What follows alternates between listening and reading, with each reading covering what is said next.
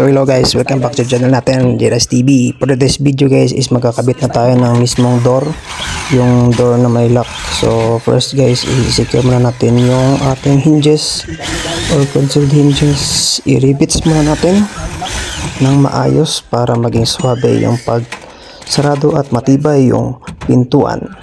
So tara guys, tingnan nyo guys kung paano paggawa. Ito ay mga basic lang, kayang-kayang gawin to guys at napaka-easy, kayang i-DIY at syempre madaling i-install.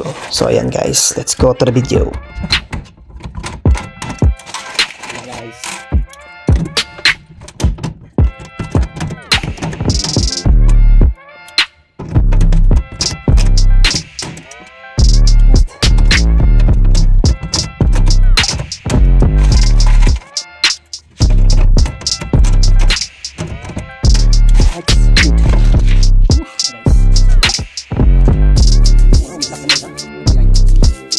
So dito guys, nilagyan ko na ng mga handle. So stainless handle to siya guys.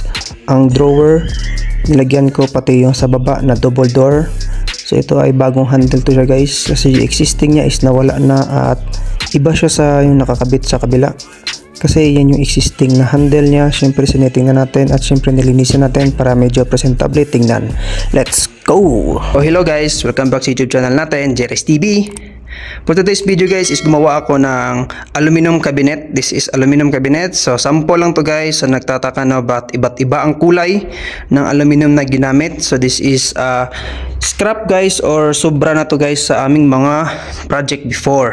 So kulay nito is meron siyang wood finish, merong white, meron ding wood finish dito guys, at syempre iba-iba yung mga handle niya kasi guys sobra na to guys, or excess na to guys sa other projects namin.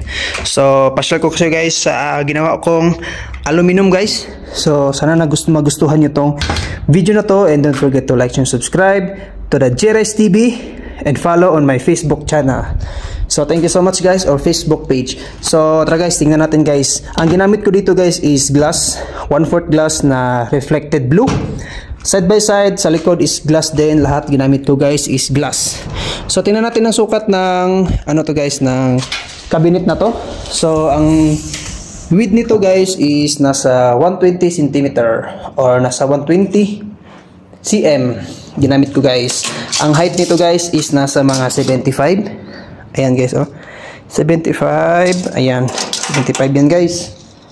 And then ang length nito guys is nasa 50 cm. So maliit lang to guys. May tatanong no. And then pa-share ko kayo guys kung anong mga specs or ginamit ko dito guys. So tara.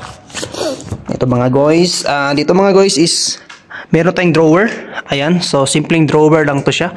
So ayan, in-upgrade ko siya. Ayan, drawer siya guys. Ayan mga guys. So in-upgrade ko siya, meaning is pinalaki ko yung loob. Meaning in-extensionan ko dito guys. Ayan, dito yung original niya.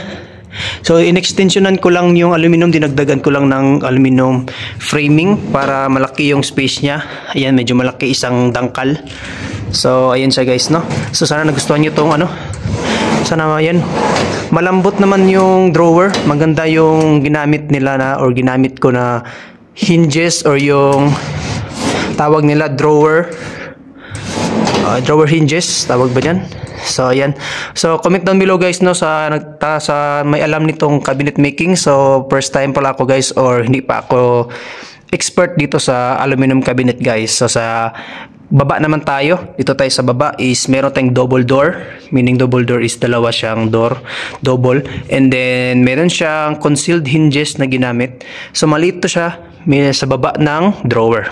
So open natin. Ayan. So ang loob nito is glass pa rin. Yan, yung flooring niya is glass yung ginamit ko. Merong nag-footing lang ako ng aluminum. Kaya concealed hinges ang ginamit. So mga recycle lang to siya. So mga sobra or mga ginamit na sa ibang project na to. So soft hinges, soft concealed hinges. So meaning is malambot siya pag isarado. Tingnan nyo, ayan, napakalambot niya. Ayan, mayroon siyang self-closing. Sa kabila rin, mayroon siyang self-closing para hindi siya marang ano sa atin is malakas magsarado. Sa kabila na naman tayo. So ito is double door pa rin. So, meaning double door is dalawa pa rin siya. Pero ni-revise ko siya, nilagyan ko siya ng lock. Ayan, sa nakita no, meron siyang lock. Ito guys, oh. Ayan, so meron siyang susi. Ayan. Meron siyang susi para safe keeping. Or may mga ilalagay kayong gamit dito is madali nyo lang ma-safety siya or may tago siya. Hindi siya mabubuksan. So, kailangan siya ng susi. Buksan natin. Concealed hinges pa rin ginamit ko dito mga guys. Ayan, so ni-revise ko siya. Ang ginamit ko na pang lock is pang door. So nilagay ko na siya sa loob para maglagyan ng susi kasi ang original nito is walang susi. Meron tayong susian nito pero wala tayong available. So ni-revise ko lang kung ano available dito sa ating shop. Ginamit ko. So dito sa kabila is para maging fixed to siya. Ito is nakalock siya. Nilagyan ko din siya ng flash bolt sa loob. Ayan. So, buksan natin yung flash bolt. Dalawa to guys ha. Ayan. Sa taas at saka sa baba. Ayan. Buksan lang natin siya. Ganyan. Saka sa kabila. Sa baba. Ayan. So, bukas na siya. Ganyan na kasimple. Ayan. Pang kontra siya. Para hahawak to siya. And then, itong sa kabila na side is dito siya maglalak. So, concealed hinges pa rin gigamit. Soft closing pa din yan siya guys. So, sarado natin. Ayan. So, maglalak ako guys is gaganyanin ko lang. Ayan, sa kabila rin. Ayan, lock na siya. Meaning is, hindi na siya nabubuksan sa kabilang side. Meaning, dito siya kakapit sa kabila. So, close natin itong door. Soft closing pa rin yan siya mga guys. Ayan.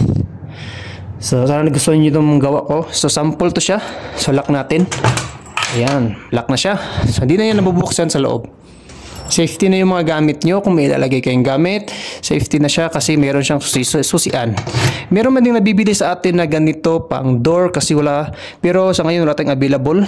So pag magkaroon tayo, lagyan natin dito sa kabila para malak din siya. Safety din. Tsaka dito lalo na sa drawer. So ayan guys. So ito yung gawa ko guys. Nagtatanong bakit walang glass dito sa kabila? Kasi may ilalagay pa tayo dito na isa pang cabinet extension. So, bakit ko gumawa na ito guys is sample and then para lang din sa personal ko. Lagayan ng mga gamit, lagyan ng mga damit, and then lagyan ng mga personal belongings. Lalo na dito sa drawer.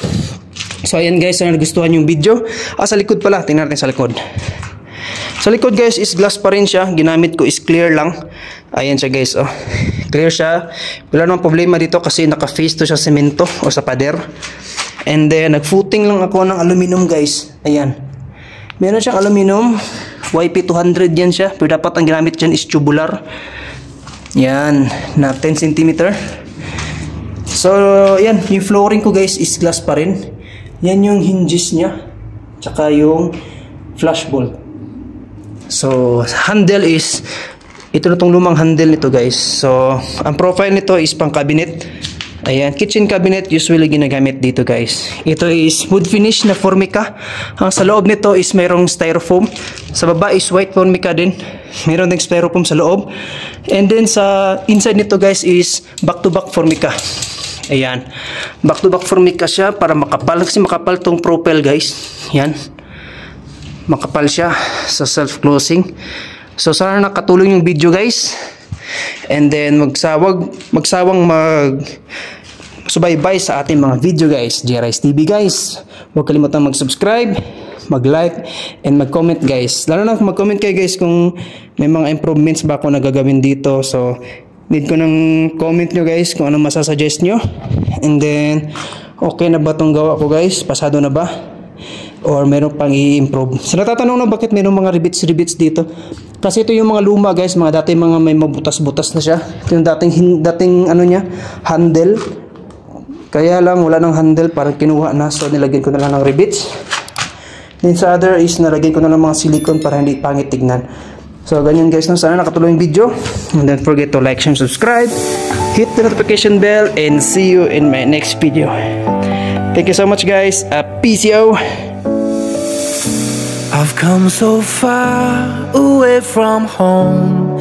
There's no way I'm turning back now. My destination is unknown, so I'll keep pushing, never slow down. A big blue sky, a pocket of dreams, a head full of hopes, possibilities. place. I'm taking a chance to reach for the stars, for the stars. If I fall, then I'll get back up, try again, come back stronger. No one, they Bill can stop me now. Let's keep chasing.